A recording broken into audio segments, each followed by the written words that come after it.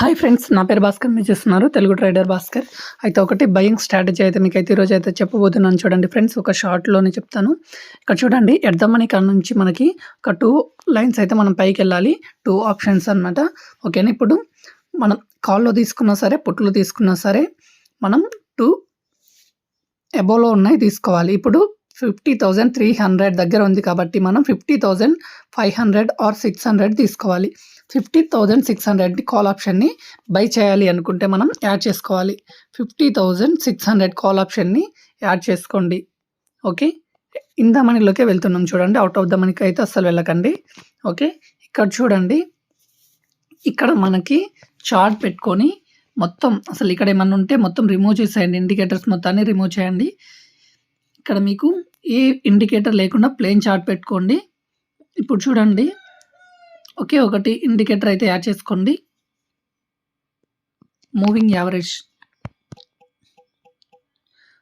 Average double అయితే తీసుకోండి. ఓకేనా. క్లియర్‌గా చూడండి, మూవింగ్ యావరేజ్ డబుల్.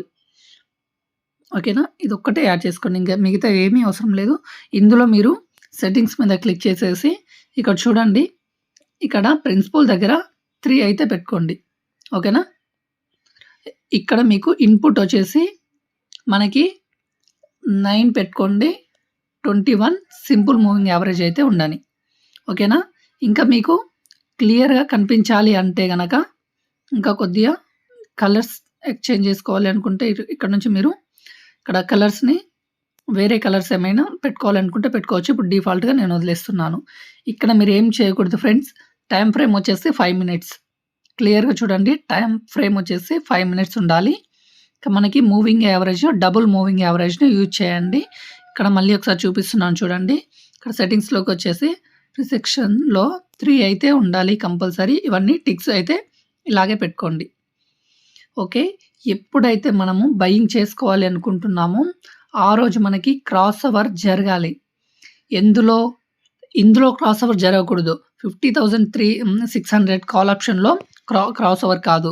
బ్యాంక్ నిఫ్టీలో ట్రేడ్ చేయాలనుకుంటే బ్యాంక్ నిఫ్టీలో క్రాస్ ఓవర్ అనేది జరగాలి.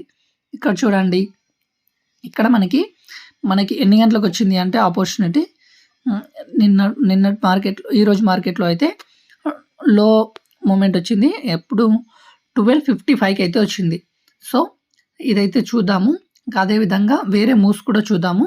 ఇక్కడ చూడండి, మనకి ఇంట్రాడే పర్పస్‌లో బై చేస్తున్నాం కాబట్టి చెప్తున్నాను.